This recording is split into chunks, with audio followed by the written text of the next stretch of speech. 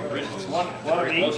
Whatever you There want. is a couple of different copies there. One is a sunfish, one's a crappie. Then there's a head profile cut out. And the reason that head profile is kind of And basement. handy is you're going to cut your pattern apart a couple different times and redraw the lines. So it's just a little easier if you got an extra head to kind of, change around. So grab one of each if you want.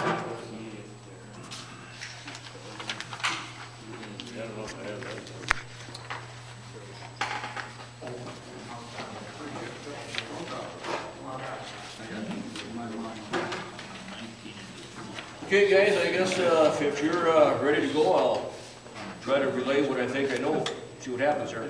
So there's some handouts there. There's one page here is kind of my method of going through a fish, and there's a couple patterns here. So fish curve from the gills forward. It always seems to be from about the dorsal fin back is where I notice the curve on the fish. So I just kind of kick the pattern around a little bit. That's something that looks pleasing to the eyes. And so, I mean, you can use the same pattern many different ways. But if you do that, typically what's going to happen, every time you put a curve to something, it gets shorter in length. So when you lay your pattern on here flat, it's going to be off maybe an eighth or quarter inch, depending how much curve you put on your pattern. So, not that I'm very good at it.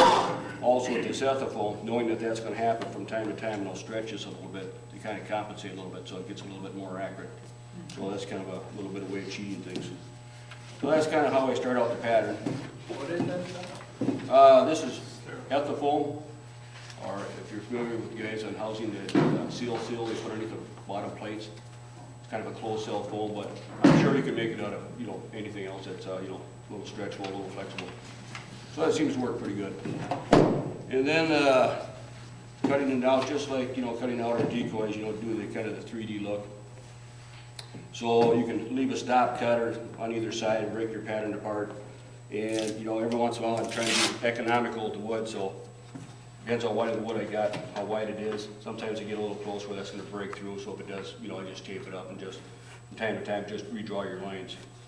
And then one other thing that is kind of handy to do on that pattern,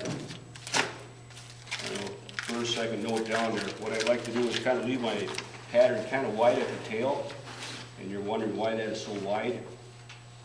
And also from time to time, if you really want to have a lot of fin action where it's really laid over, like he's really give her a hand like a northern after be time to move, So if you got that going on, you can leave your pattern a little wider here as well.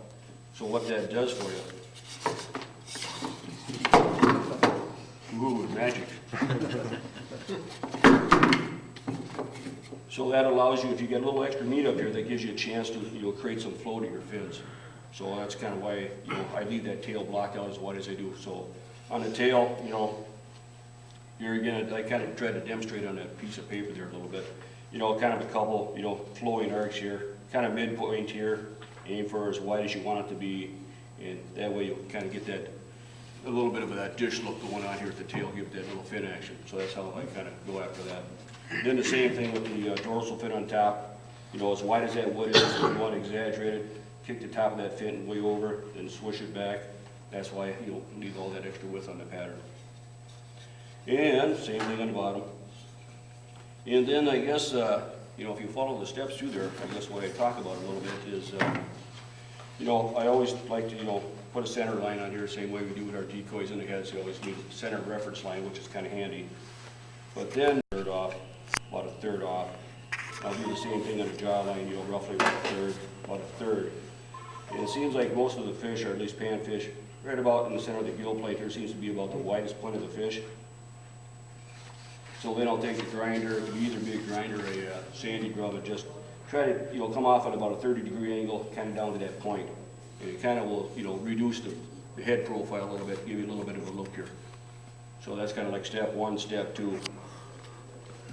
So then after you got that accomplished, then I kind of like to come back and, excuse me, with the pattern. That's why I made extra heads and such, because you're going to be taking your pattern from time to time, retracing it quite often. And I think a few of the other guys do the same thing as well with your pattern. Once you lay it over there, it works real nice to take a burning pin and just kind of burn it in there fairly deep. so you can always find your lines. Because it's always, you're knocking them off, So if you burn them in there off their pattern, they seem to last a little bit longer, not tracing quite so often. So that's kind of the initial layout, I guess.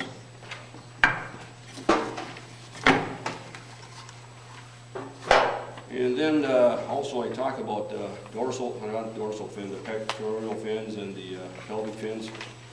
And to kind of get a kind of a flow motion going through on those things. You know, to kind of get that nice little sweeping look. Yeah, I kind of carve them in pairs. I think most guys do that if they read enough books. To get them to look kind of balanced. Woodworker's best friend is spit, right? If you carve it the slot a little big.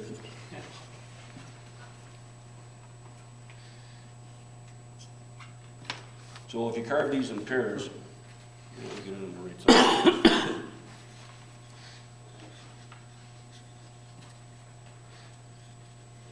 And then, of course, from time to time, you'll adjust them. Sometimes they look a little bit long, but you can gradually, massage them to what you think looks great, I guess. But if you look in that piece of paper there, kind of step one, I'll create an arc here. On the back side, I want this high. Come down, I'll sweep this up. Go down, I'll sweep this up. That'll give that little extra kick in the side. So just kind of lay it out to that fashion. After a while, you don't need to draw the lines up once you kind of get it memorized. And if you do that, here's kind of like step number one. Here's what the top view looks like. You want to take a peek and pass it around.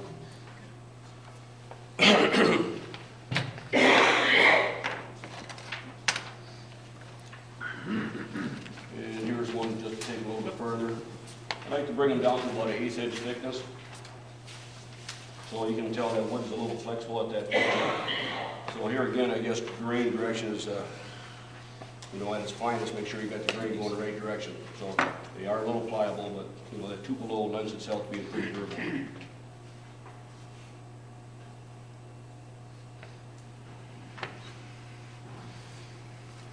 And then a few guys do their dorsal fins as inserts as well.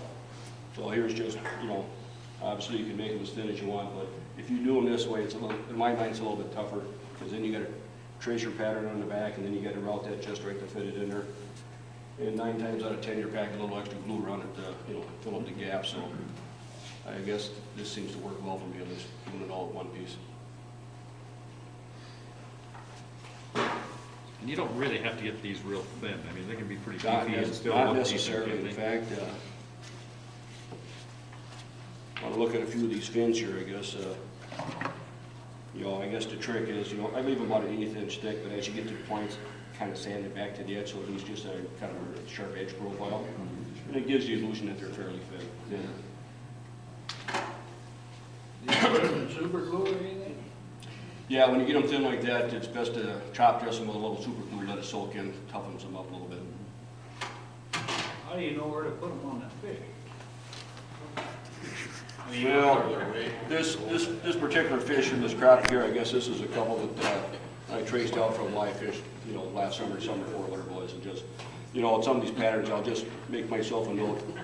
Here it is, it's 1 1/4 inch thick. Back here, use a 1/2 inch thick. At the eye, it's 1 1/4 inch thick, and just kind of, take the calipers out there on a dead fish, but, it's, everything's subject to perspective, I guess. Close the garage door, you don't want that.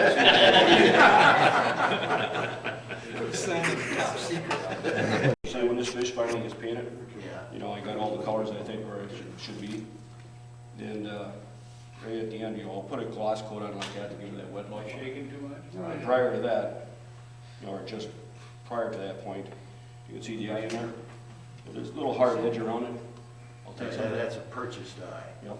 Yeah. I'll take some of that 5-minute epoxy glue. Yeah. I'll stir it up, try not to get a lot of air bubbles in it so it's fairly clear. And I'll, take a toothpick and I'll drizzle quite a bit around the top, around the edge here. Sometimes, if you're not fast enough, it's already starting to get tacky and it looks like you left a ridge here.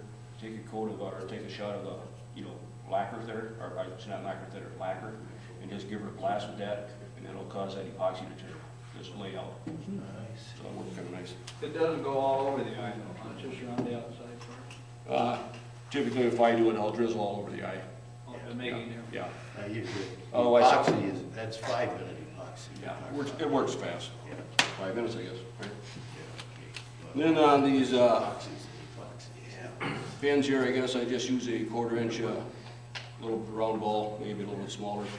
I'll plow in these rays and, I'll burn the edges. I shouldn't say I don't burn the edges anymore. I used to burn the edges. But, the white stone works pretty well. So if you looked at the edge of these, you can kind of see it's got that soft ray look to it. So it kind of feathers it out a little bit easier. And then if you burn things, you guys probably experience this as well. When you burn, it seems like you get a straight channel hole. It seems like you get a hard time getting your paint in there. So if you use a white stone, or doing some of this detailing on the edge here, it's like that groove is opened up, allows that paint.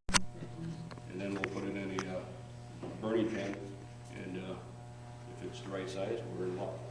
Sometimes you do 3, 4, 5. Sometimes you go in the house for a while and have a beard come out again. All the scales are the same size on a fish? Typically, no. I don't know if these fish show it very well, but the center of the fish, the scales are wider. And I try to get them progressively smaller as I reach the tail. And also on the gill plate, I'll try to get them smaller as well. So, I make about 3 or 4 different tips that I kind of feather things out.